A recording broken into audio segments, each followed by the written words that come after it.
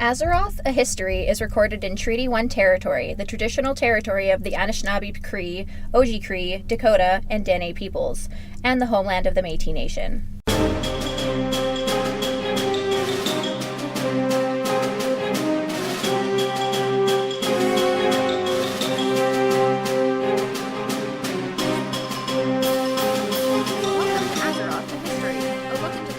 Azeroth and how it pertains to World of Warcraft today.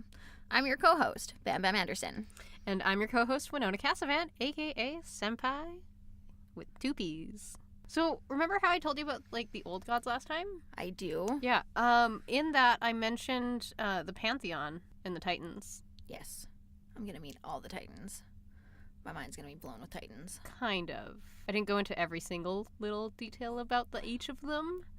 In fact, I only included a few of their names in today's episode.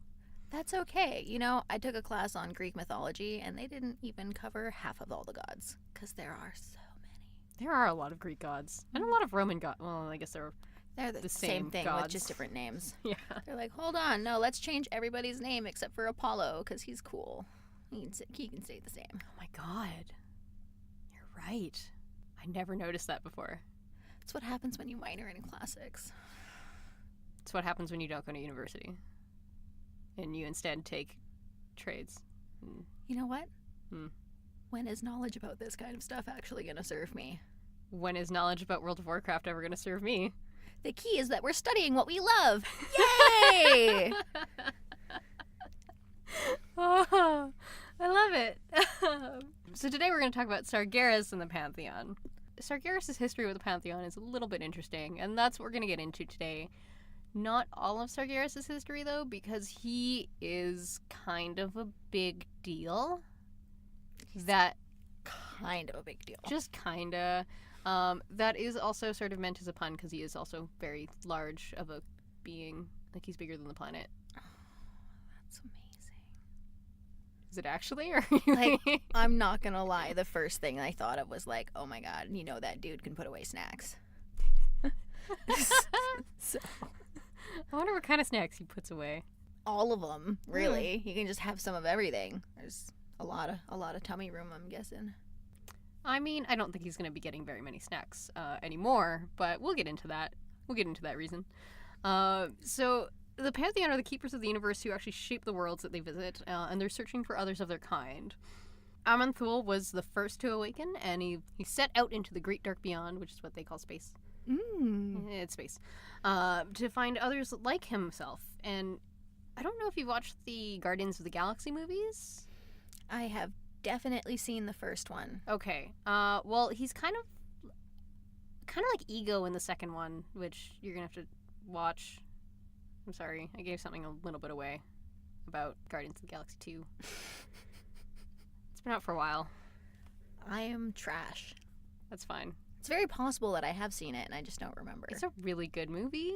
I like Gamora. I feel like do the guy and the raccoon bond in the second one, or is that the first one? I think they kind of do a little bit in both. Like Solo style? Maybe not Solo style. Something about prison? Oh, that's the first one. Oh, okay, sorry. You missed the Trash Panda part then. Just watch the movie. It's absolutely hilarious. I love the term trash panda. I have a raccoon onesie that I refer to as trash panda. Mostly because the first time I wore it, within 20 minutes, I got hot sauce on it. That's even better. Oh, yeah. It's an authentic trash panda. I love it very much. All you need to do is, wheel one of those, city garbage cans in and just sit in that. Yes. Oh, you're talking about my dreams, girl. Like the Recycle Everywhere commercial. Oh, I love it. That was so cute. Hey, we're experts, man. Oh, my goodness. They're so cute and angry. Special and so cute. Yeah. But, yeah. So getting off of trash pandas and their adorableness. I regret nothing. I also regret nothing. But yeah, so similar to Ego in Guardians of the Galaxy 2. It's kind of like that's the kind of sort of understand. I don't know where they actually took the inspiration for it from. But yeah, kind of like that. Well, obviously, they entered the Emerald Dream. And You were waiting on that one, weren't you? and that's how they got the inspiration. Well, because, like, okay, Blizzard is a company of nerds, and I should really just, like, pile a list of things that I want you to look at of just Easter eggs. Oh my gosh. In this game, because there's nods to Ernest Hemingway, there's, after Robin Williams passed away, they also put a genie in the game, and it actually says some of his lines from Aladdin, and it's so beautiful. And I'm not ready to cry right now. I'm sorry. Full disclosure, I did cry when I went to go visit that because it was sad. Yeah. Devastated. I was very sad. I cried at work. I don't remember where I was when I finally read it, but I was working at the crepe place, Quiet Crepe, and I was like making crepes and crying a bit. oh man, that makes it worse. I know, it was a very public display. Yeah. Somebody came into work late, and I was like, what the fuck? And they're like, sorry, Robin Williams died, I needed a minute. And I was like, what? That's like the worst way to find out. I know, it was traumatizing. But yeah, they're all nerds. And I love them all for it. Don't get me wrong. I love it. That's a good company, though, made by nerds for nerds. Pretty much. Catering to the actual desires instead of just like what corporate America thinks nerds want, which is clearly just big tits and ammo. There's a lot happening right now around Blizzard. There's a lot happening right now around Blizzard that definitely wouldn't lend itself to that narrative, but yeah, we'll talk about that. This is not the podcast for that. See you later, Blizzard. We'll sniff your shit later. Maybe not. I don't know if I want to do a podcast about that. That's fair. We'll see. But Secret yeah, side-eye Blizzard. They're giant nerds. They're giant nerds, and I love it. Anyways, back to my notes here. So he also awoke the others kind of in the same way, and then they formed the Pantheon. There was seven? I think there were 7 of them. I didn't write this part down. Good note rating. I have good notes. They're just I didn't write that part down. There were 7. I'm sure there were 7. And then If we're wrong, leave a comment somewhere. We have handles maybe for things. Stuff. Well, yeah. Discord. Our Discord's not live yet. You know, it might be by the time the podcast goes up. It's true. I shouldn't say it's not live yet. He woke the others, and they formed the Pantheon, and the goal was to find others of their kind. Oh, they made a secret club. Kind of, yeah. Clubhouse. In a way, like a traveling clubhouse. Nomads. Yeah. Anyway, so they'd go to each Oh, world. they're like lost boys. From Neverland. Yeah. I don't think there's a Peter Pan reference in the Pantheon anyway. Just the one who woke the rest of them up. Is that how that goes? Peter Pan is kind of like going out, finding lost boys, being like, come on, let's go somewhere magical. I thought it was that they died and Neverland was heaven. We're not here to ruin children's stories. I'm so sorry. It's a magical world where you never grow up. And there's a Captain Hook. And also Robin Williams. God I know! This is such a terrible episode. I apologize. Hashtag the episode Bam Bam cries. I might cry too. Okay, so they would go to each world. They'd pacify the elemental populations and kind of reshape it. The idea being that it would awaken the world soul inside and bring it to maturity and allow it to wake up and kind of join them. Sweet. Yeah, and then even if the world didn't have a soul, they would still leave, like, constellars to keep watch over the world, and then, like, if anything were to try and happen to the world, then the constellars can be like, hey, guys, help, please. Oh, so they're kind of like... They're still protective. Avengers. Secret protectors. Clubhouse of Avengers. Yes. Yeah. Maybe more defenders. defenders. Like, you do your own shit, but, like, if you need help, I'm gonna come help you. Yeah. Oh, big brothers. Yeah. Oh. There we go. During this time, the only real enemy they had was the demons of the Twisting Nether. Sargeras was the champion. Oh, dear. Sorry. I said a word. Nether just made me think of, like, nether regions. I understand. Suddenly I'm an old southern lady with pearls. I'm clutching, bless your clutching my heart. pearls. Not the nethers. I didn't name it. Don't look at me. I'm gonna make my comments and then you can keep keep going. So the demons. Yes, demons of the nethers. Got it. I swear, like, whoever came up with this probably had, like, some sort of Bible upbringing, so that was, like, maybe that was the inspiration for that? I don't know. I hope so. They're nerds. One of them, at least, one has to be repressed. Exactly. So Sargeras was the champion of the Pantheon at this time, and he was tasked with actually fighting and killing the demons. And he had victory after victory. And he discovered that the demons would come back in new bodies to torment and lay waste to entire civilizations, which kind of disheartened him a little bit. That is fair. That kind of just means he's been killing bodies, right? Instead of the demons. Just, oh, those poor possessed people. They don't take people. They take, like their imps and Phallic guards, which are, like, basically, like, imps are people, too. They're evil little bastards, and they deserve to die. Matter. They deserve to die. They are the bane of my existence. You can only have one bane. It's not the Nerubians anymore. I'm not scared of spiders. Upgraded to imps. That seems like a downgrade. But, I hate the Legion. So the Pantheon sent Agrimar to join and help Sargeras so that they could actually more effectively beat back the demons.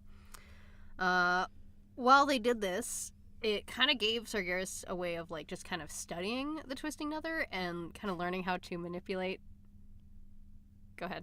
I'm sorry, but twisting nether. Like, I'm imagining some kind of, like, a snake penis, and it's just doing one of them snaky dances, twisting around in his nethers. That is not a visual I thought I would have today. Clearly, you should be more prepared for spending time with me. Clearly.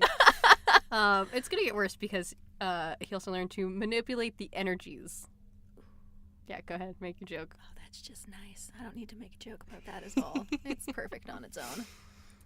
He created Mardoom as a prison world to stop the demons from reforming after they were defeated, and it was like a prison for their souls. Ooh, soul prison. Yeah. Sometime during this, before Azeroth was discovered, Sargeras found a world soul that had been completely infested by old gods, completely corrupted, not actually awoken yet, but it was suffering horrific nightmares. He learned from the inhabitants there that were dreadlords that... I'm sorry, what? Drug lords? Dreadlords. Sorry, I can't talk. So he learned from the dreadlord inhabitants, there we go, that if the corruption succeeded, then the world soul would awaken, but as an unspeakably dark creature whose goal would be to devour all of creation. So this is where we find out what the old gods were doing. Oh, those sneaky bastards. Yeah. So Sargeras is like, oh shit, man. Completely destroys the planet, completely kills the Titan, and... I'm curious as to what the final goal is for a creature who's hellbent on just destroying everything and consuming everything, because, like, at the end, eventually, it's just going to be nothing, and then them is the goal to be alone with themselves, because I feel like they seem rather tortured, and perhaps being alone is not the goal. I feel like these people really need to, like, look inside themselves and figure out what it is exactly that they're trying to destroy, and realize that it is themselves and not the worlds. I don't disagree. But we don't know a lot about the Void. We just kind of know. I'm sorry, Void. When we look into you, we're not looking at you. We're only looking back at ourselves, and that in itself is very selfish. It's also very scary. Don't do this to me. No more existential crises, please. I'm sorry. I can't help it. But yeah, no, that's what I was thinking too while I was researching this. I'm like, what the fuck is the point? Like, why? Then you have nothing to do. You're just there. Exactly. You know, like, I'm here for the bad people who have actual goals. You know, like, I want to turn everything into a murder scene. I want everything to suddenly become sexier. I can get behind that one.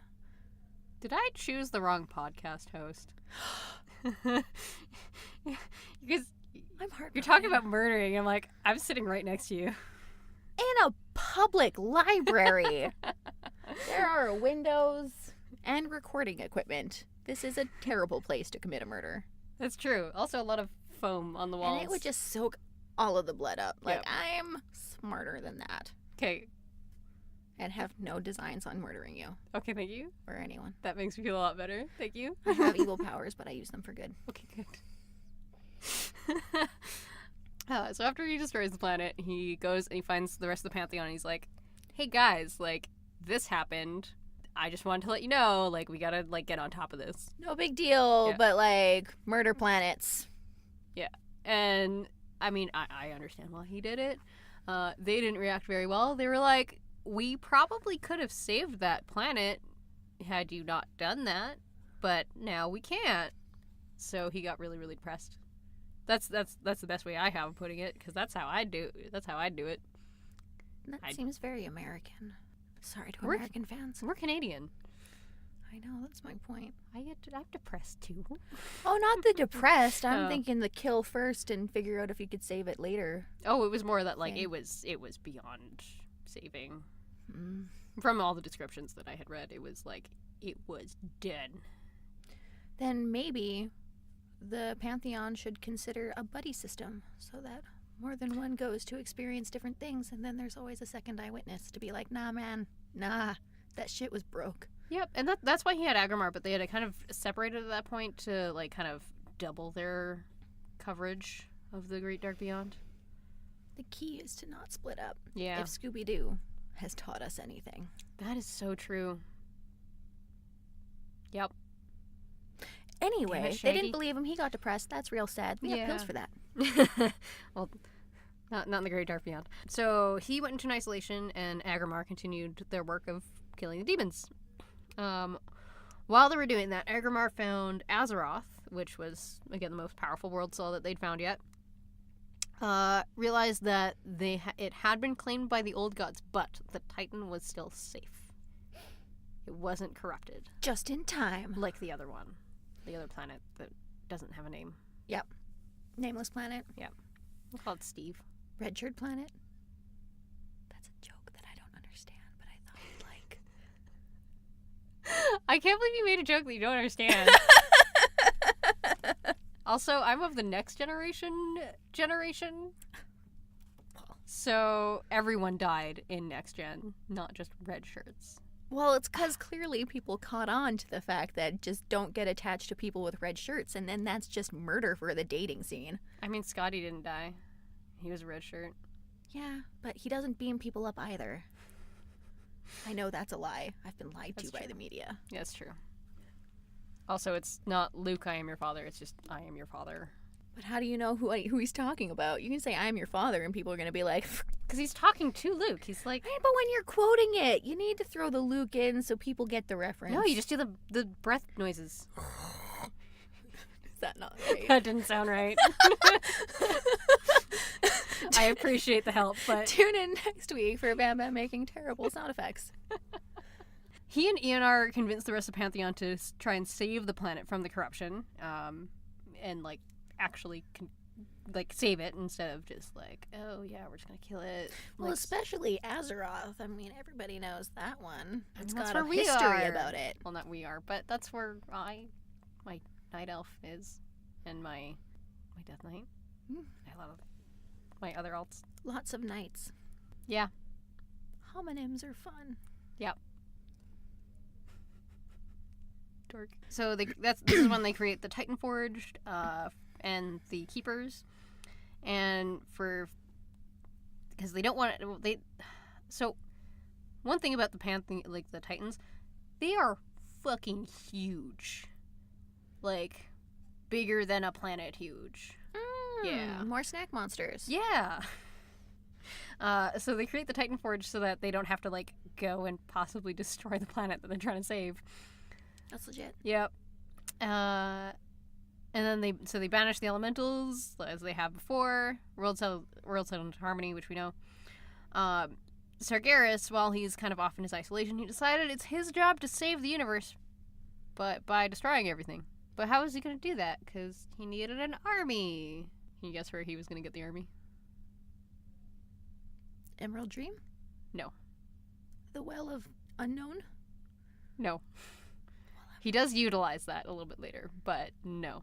Because that hasn't actually been created yet. Ooh, back in time. Yeah, this is before that. Right, because we only just found Azeroth. Mm-hmm. I can make connections. He went to Mardoom, the planet where he trapped all the demon souls. Oh. Yep. Demon army? Yep. Nothing could possibly go wrong. Yeah. So I'm not going into how he did this part just because there's so much to it and there's so much detail that I want to put into it. So we'll go into this part in the next episode. Today we're just talking about him and his relation to the Pantheon. We're going deep into that bond. Oh, so deep. Ish. I mean, it's about to end soon. So he takes over the demons that are there, and then he sets out to a planet that the Pantheon had already saved. He kills the consular watching over it, and then Agrimar kind of shows up and is like, bro, what you doing? And then they fight. Carl, that kills people. They battle here, and both of their weapons actually end up breaking. Drama. Yeah. Agrimar goes back to the Pantheon, and he's like, dude, Sargeras is like, I don't know what happened. He gone crazy. What the shit? What's his name? Agrimar. No, the bad guy? Sargeras. Who hurt you? The Pantheon. Forgiveness. The rest of his such brother? A good thing. His brothers and sisters are who hurt him. Which I can relate to. Family trauma's a thing. Yeah, I can relate to it. Yeah. Okay. So then they finally kind of confronted him near the world. Nihilum? Pantheon intervention. Mm-hmm. Basically. And they try to convince him to, like, hey, like, dude, like, stop what you're doing. And instead, he unleashes an enormous fellstorm that destroys their bodies. And he thinks it kills them. But Norganon, one of the Pantheon, he actually casts a spell that saved their souls from destruction. Thanks, bro. Yeah.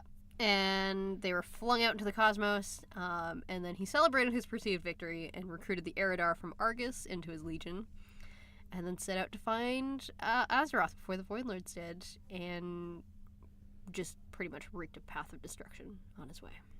Sweet. Yeah.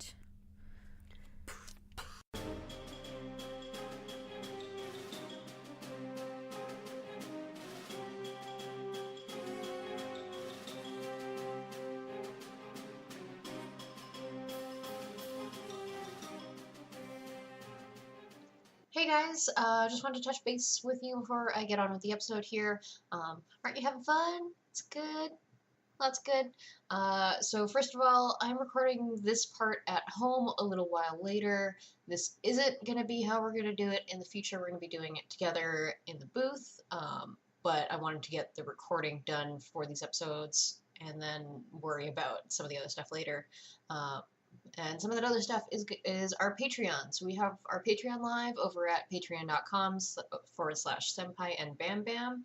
That's SENPPAIANDBAMBAM. So we got that going over there. We only have one level right now, which is $1 per month, and it gets you access to our members only section of our Discord server. So I'll also have our Discord server linked down in the show notes. And so you can come join that. We do have it available for everybody, but we also have a specific members only section. So you can come join us there, ask us questions. Well, ask me questions. I don't know what Bam Bam can offer in terms of answers. I guess it depends on what the actual question is. If you want to get a hold of us too, we also have our email over at senppaiandbambam@gmail.com. That's SENPPAIANDBAMBAM@gmail.com. So probably have that linked down below as well. And so we got more stuff planned coming. Just gotta get some of our goals. So yeah, and then in the future, this will be done together in the booth at the library, not at home with my personal mic, just because it's going to be more fun with both of us. So I will let you back to the show, where we will go into how this pertains to current events in World of Warcraft. Enjoy.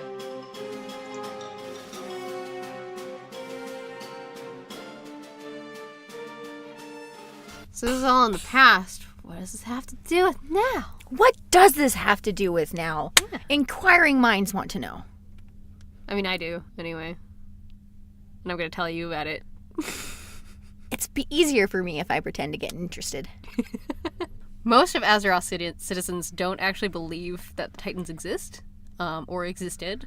They think that the ancient cities were essentially just ancient cities. The dwarves and the Explorers Guild specifically actually do a lot of research. They're the ones who unearthed Uldaman, and they figured out essentially like all of the, at least most of the different Titan places that we know of now, because of all the research.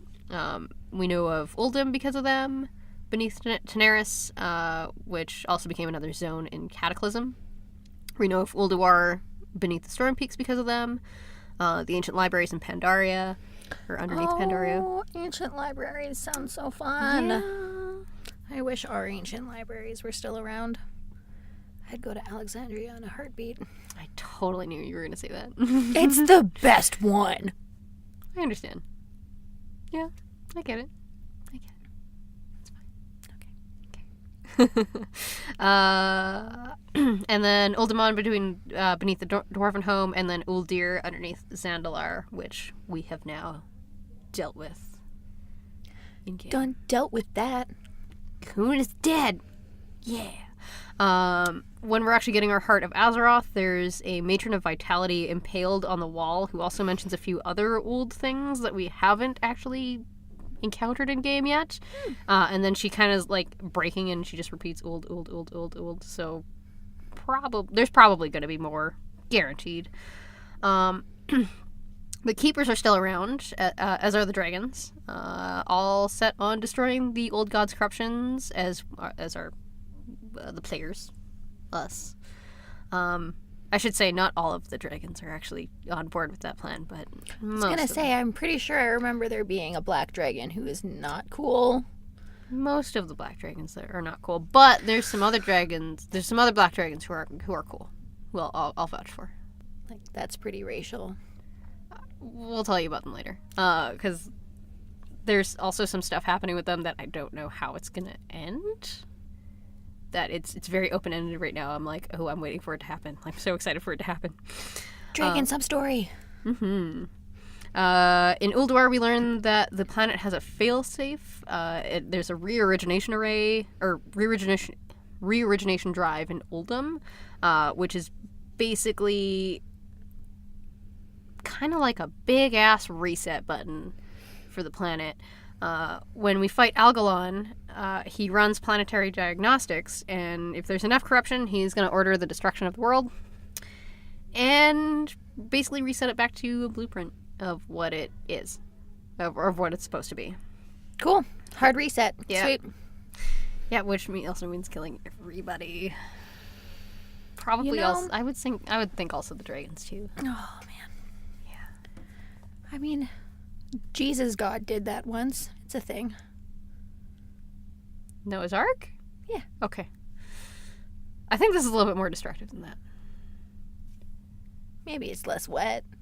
It's true. Probably also wouldn't have to deal with any old gods after, which would be nice. Old people do drown the best. What? I don't know. It's not all gold. Okay, fair enough. Sargeras himself, and through his Burning Legion, had a hand in a lot of the... he had a hand in a lot of different pies throughout the years, which we'll get into... Yeah, he did. Oh, yeah. We'll get into a lot of them kind of as they come up, but just to name a few, he kind of had his hand in the creation of the Lich King, the Well of Eternity, Nice. the Sundering of it, and also the War of the Ancients, which was about at the same time. As demon hunters, we invade and take over the planet Mardum, which was his prison planet, and we actually take it over, and it becomes our class hall for Legion. Yeah, which is pretty cool. It used to house demons, and now it houses students. Demon hunters. Yeah, and in a way, we're almost demons too, as demon hunters, which is neat. Meta. Yeah. Killing yourself. There's a really awesome scene when you make your demon hunter and you're doing all the opening stuff, and one of the initiates asks Illidan, who's the creator of demon hunters, she's like, well, we're using the same magic, what makes us any better than them? And he's like, well, a little later on, he's like, they're gonna stop at nothing to destroy everything, we're gonna stop at nothing to protect it. Aw. Yeah, it's super cool. I like Such a fine line. I love the demon hunter storyline. Like, I love Illidan. I do. Deep throbbing love. Maybe not that deep. Mediocre. We'll go pulsing into love. him later, though. Like, I love his storyline. We're also charged with finding the Pillars of Creation that they gifted to us to use in our arsenal to fight the Legion back. So there's a few different items that we actually have to collect throughout Legion to get to where we need to go to actually. Okay. Yeah. A little treasure hunt. We won. Sweet. Spoiler alert. Uh-oh. I mean, that was, I'd say, last year. Yeah. Yeah. Probably. I think the last tier was in February or May or something. Sweet. Does that make sense? We won. We are the champions. No time for demons. I mean, there's still stuff going on. We're not quite the champions yet. It's a battle royale. Sargeras, meantime, though, was collecting the pieces of the Pantheon souls because he found out that they were still alive, but just not in physical form. Mm-hmm. And he kind of sought to corrupt them. We don't really know how he did this at all, just that he did. Agramar ends up... I hear Marilyn Manson works great. Maybe. I wonder if Sargeras had that. That's a scary thought.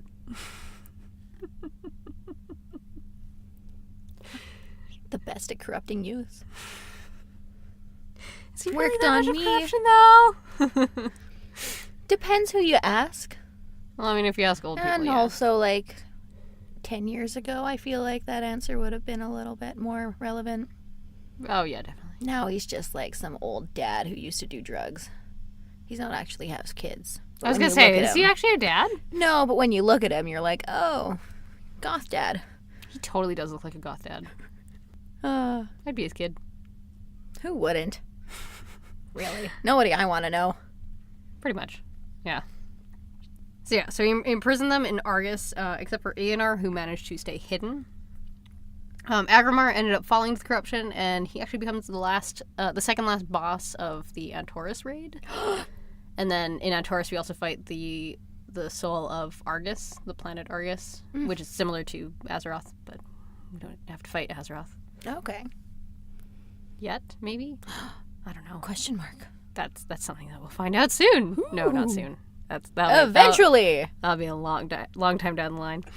But yeah, so Agramar and Argus become the final two bosses of Antorus. When we do defeat Argus, the Pantheon, who are now freed from their prisons and reunited with Aenar, they use the last of Argus's powers to actually imprison Sargeras, seemingly forever.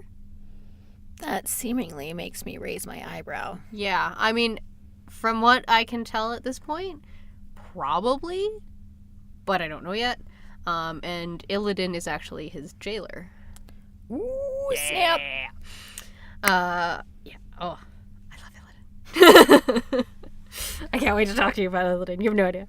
And then as he gets pulled away from Azeroth, because he's actually kind of hovering over the planet at that point, as he's getting pulled away, he actually takes his sword and stabs the planet. Yeah, it's a huge sword, and you can fly around it in game. It's really cool. It's huge, and it kind of gives you an idea of like what the scale is of how fucking big he is. Because that's compared just to his us. sword. Yeah. And then and that's actually where we go to the chamber to actually get the heart of Azeroth. Okay. It's like that's where all of the damage kind of was. Mm-hmm. Yeah, it's crazy. And I don't have any trivia this time because I'm saving that for next episode. But it's gonna be juicy. Oh, it's so juicy. I nerded out so hard. I can't wait. No idea. Who doesn't love being a nerd? It's like super comic booky nerd. I'm so excited. You have no idea. You hear that, fellas? Tune in next week or next time. Tune in next time to find out some juicy shit. It'll be next month. Next month. But yeah. That is our episode for today. We would like to thank the Winnipeg Public Library. We record all of our stuff right now at the Millennium Library in their beautiful Idea Mill makerspace. Our intro and outro music is by Kevin MacLeod, and you can find all of his work on his website, incompetech.com. That's incompetech.com. And our wonderful artwork is done by our good friend Ben Hofer. His Instagram is Scorpius, OKA7. If you'd like to check out more of his work, it's SCORPIUSOKA7. And he's got some amazing work. You should definitely go for the deep dive on that Instagram. Yeah. Definitely like one of my favorite Instagrams to go look at. It's so pretty. I love it. Just do it. And I love what he did with my Night Elf. Yes, our artwork is pretty snazzy. Yeah. I'm quite pleased. And my mohawk. And he got my glasses. Yeah. I love it. Oh yeah. So we will notice you next time. Bye!